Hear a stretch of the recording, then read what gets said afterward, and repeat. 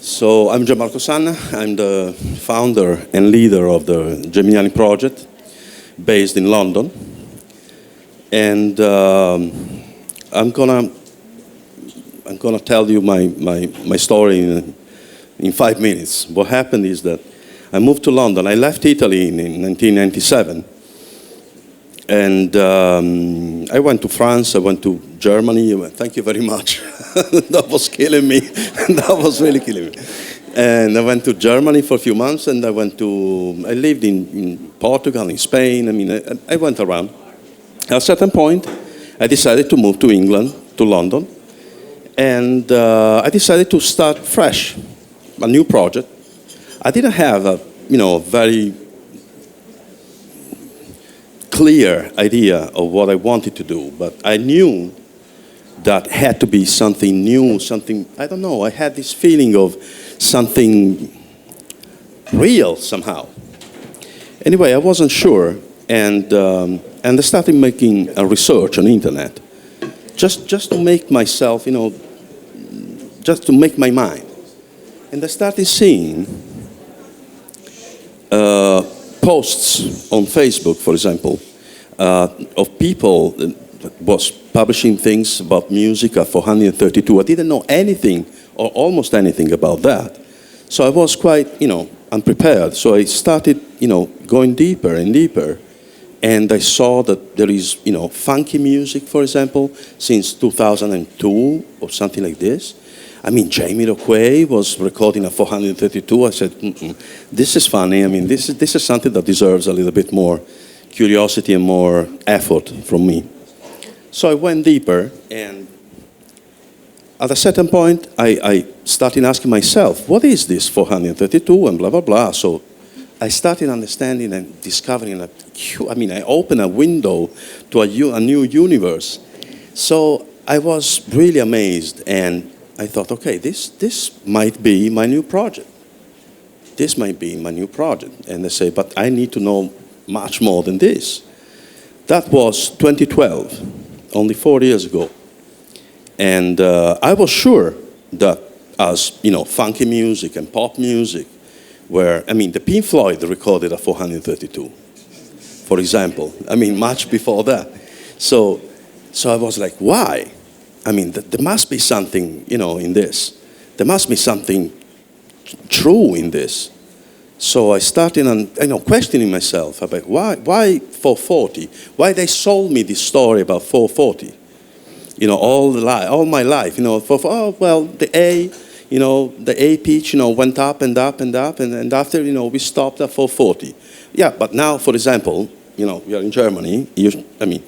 Berliner Philharmoniker, they are tuning at, I think, 446. Where is this going to stop? This is like Babel Tower, or I don't quite understand. So I was a little bit, no. This has to stop somehow. This is not fair. And on top of that, every day I was opening internet, I was finding out, I was discovering more and more interesting things, like the quality of the frequency, what the frequency does. Because one thing is to say, okay, I play 432, but I'm not really sure about that. Why? I'm not really sure about why. No.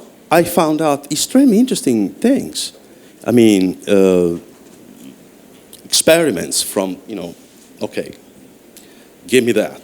The Nazi soldiers and blah, blah, blah. And Goebbels, I guess, he made experimentations on soldiers at 432, 440, 450.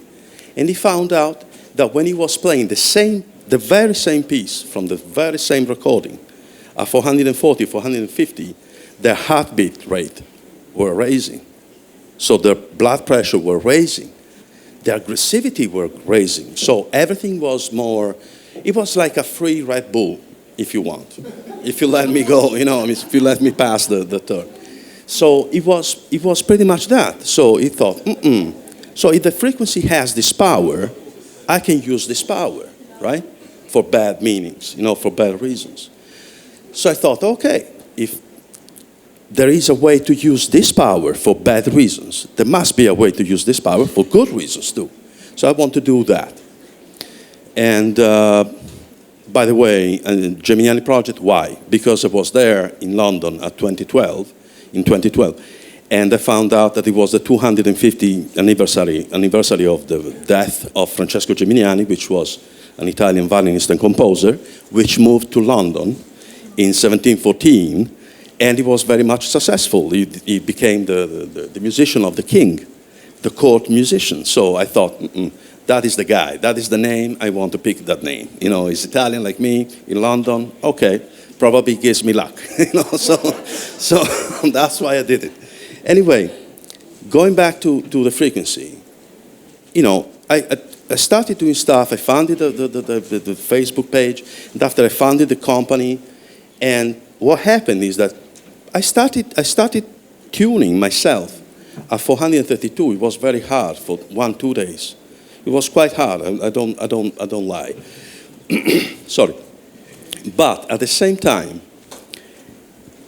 it was different. I had a Nicolas Lupeau violin of the end of 18th century. I mean, almost 250 years old violin. And I was struggling all the time to get it balanced.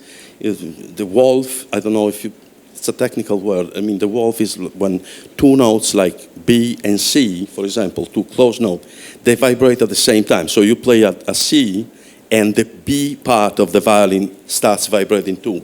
They don't match, they don't go together. So it goes like this. So it's a crazy note, if you want. And we call it wolf, because it goes like this kind of sound. And he always had a wolf. And the best Stradivarius, they have all a wolf. The best Guarneri's, they have all a wolf. And what happens is that I started tuning at 432, and the wolf disappeared. I'm not joking. I mean, I was like, okay, must be a coincidence. It's a coincidence. And after other coincidences, the violin was much more balanced, much sweeter. Another 1-minute story. I have a violin diploma, and after I had another violin, much less, not so good as this one. And it was screaming all the time. I don't believe I have a bad sound. I don't believe I have a screaming sound. I don't believe so. And the violin was screaming into my ear, and I didn't understand why. I was like 25 years old at the time. So I decided, probably the violin is not my instrument. So I decided to take another diploma in viola, because I thought, okay, probably viola is lower, so it suits me better. So I took the diploma in viola, and also the viola was screaming. It wasn't the violin, and it wasn't the viola. It was the frequency. It was only the frequency. You understand? So anyway.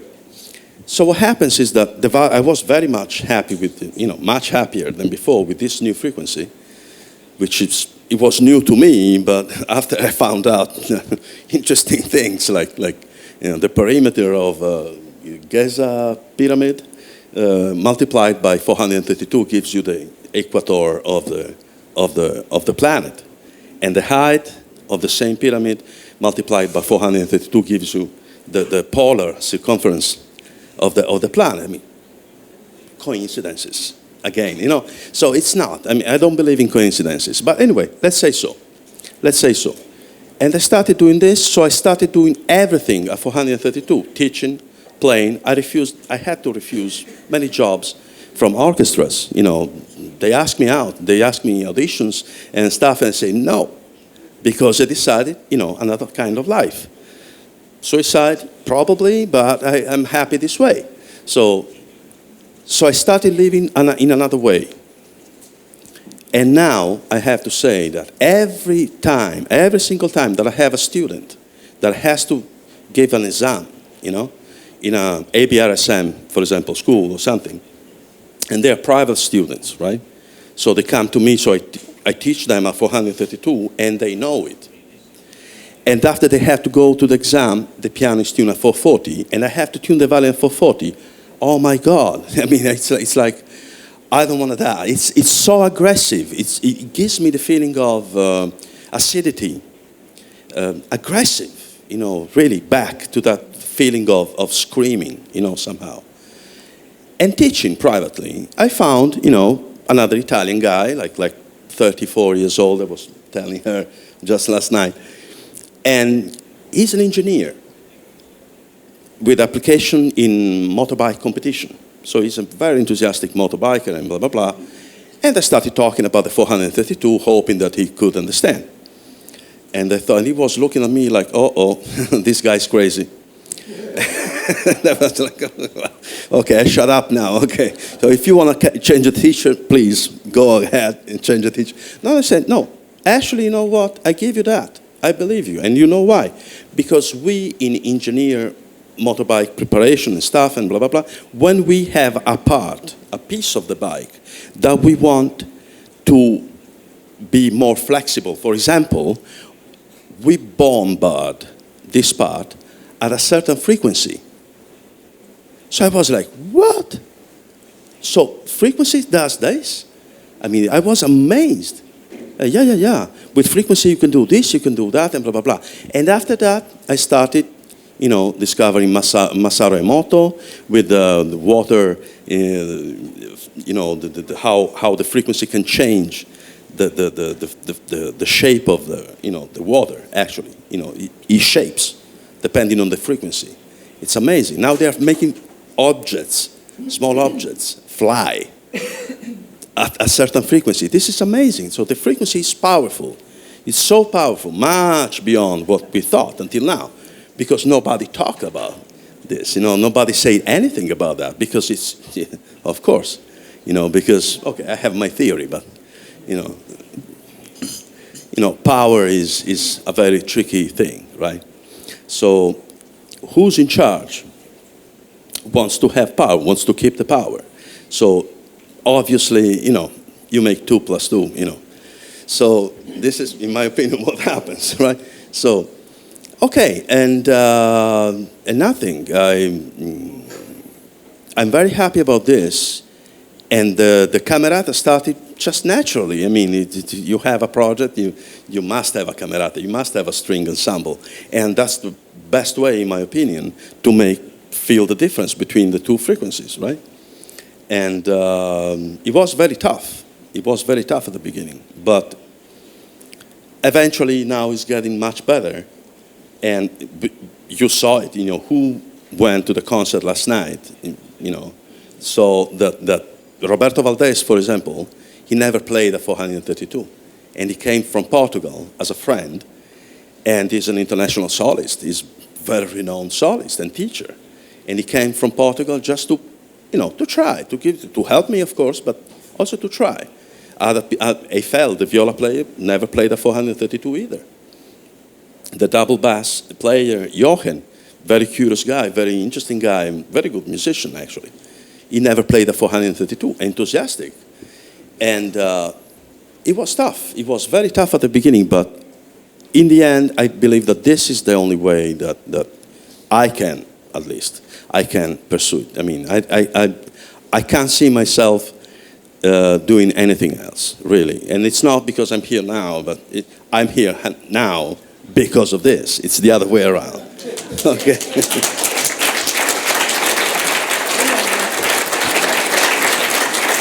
Can I have a little bit? Hello? Hello. Yeah, hello.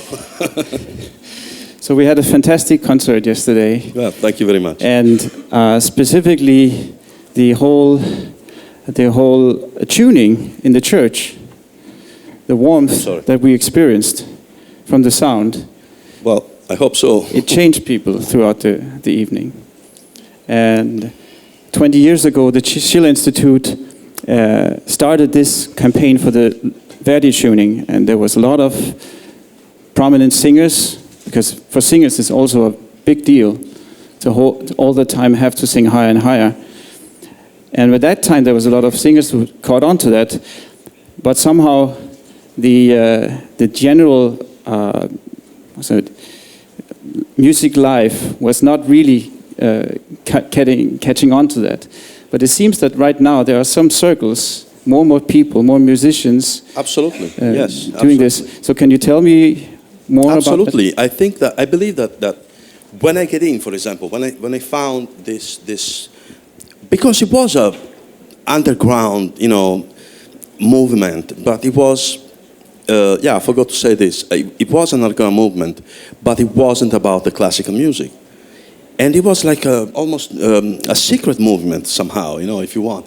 And I thought, okay, must be full of, ensembles, 432. And I remember myself researching for like 1 week, every day, like 8 hours per day. I couldn't find one group, only one. So I thought, okay, that's it, that's me. That's gonna be me.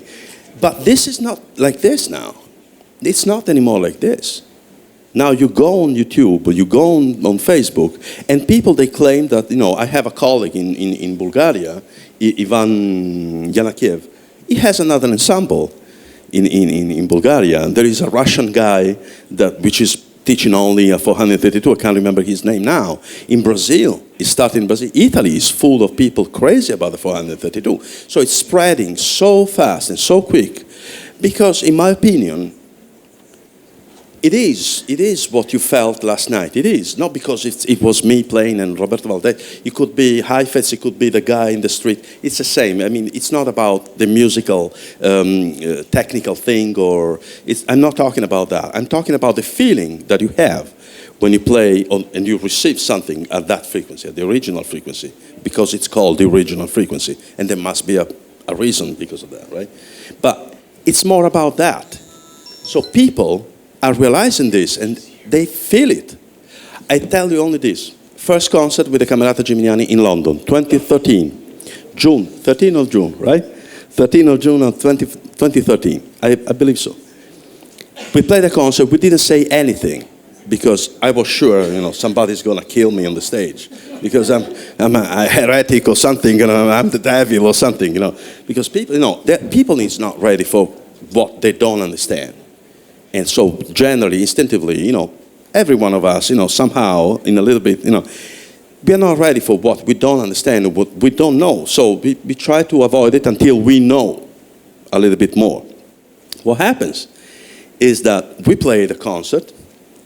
We play quite well, nothing, but we play, And at the end of the concert arrives this quite old man with his son, and a lady, and he asked me, he told me this, I remember like yesterday.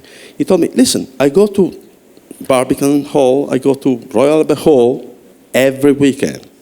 I know what music is, so I know, but I know quality. Yeah, you probably, you made some mistakes, some notes, like this and that.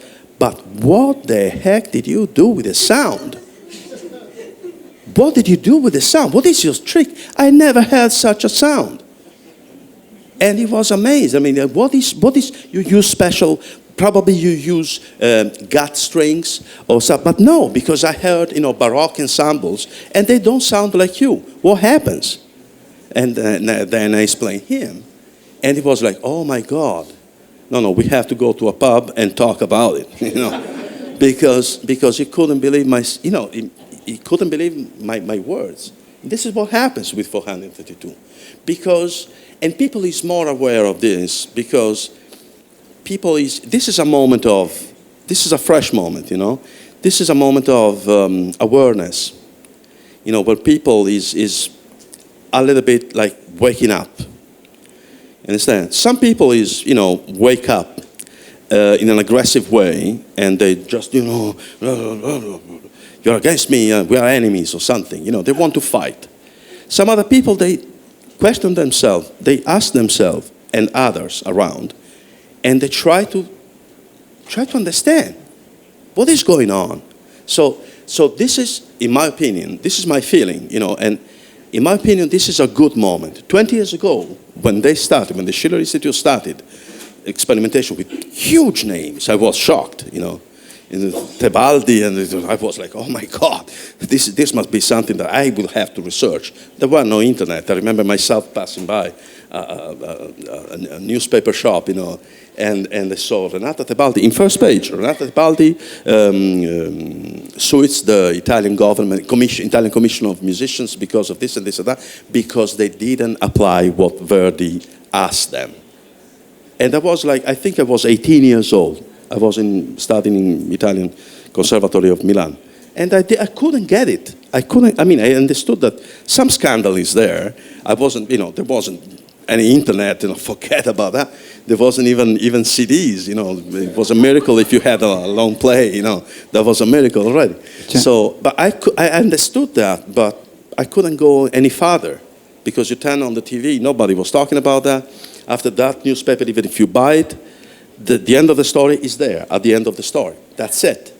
So you couldn't get any information, around. And so you was pretty much cut out of anything. So probably the right time wasn't at that moment. And I'm not saying that those experimentations were useless, absolutely. On the other hand, much useful now, but probably now is the right moment. This is my personal opinion. I'm sorry for that, but this is just my personal opinion.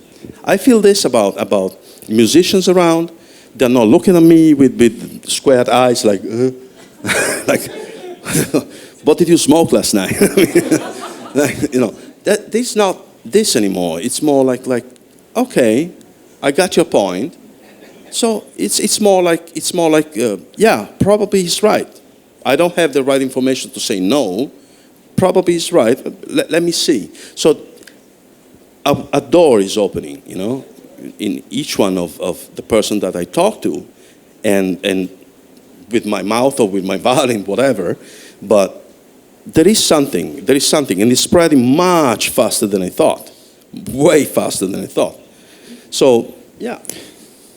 Thank you very much, Gian Marco. No, thank you very much. Thank you very much. Thank you very much. Thank you. Just few things. Thank you for this first. So I just want to say that it took a bit of time before Giuseppe Verdi's ideas came into as a campaign again, because he was a politician and he fought for this. Oh yeah. So we represent that, and I think he would be very grateful. Oh, I think so too. Absolutely. And I take these last moments, because I know I'm a big speak. I talk too much. So, and I have a plane to catch. So what happens is that I just want to thank everybody for inviting the Camerata Geminiani. I want to thank Roberto Valdés for participating in the concert and everything. I want to thank everybody, each one of you. I want to thank everybody that made this possible. Okay, so, and thank you to come and to, join us in this musical adventure. Okay, hope to see you soon. Bye.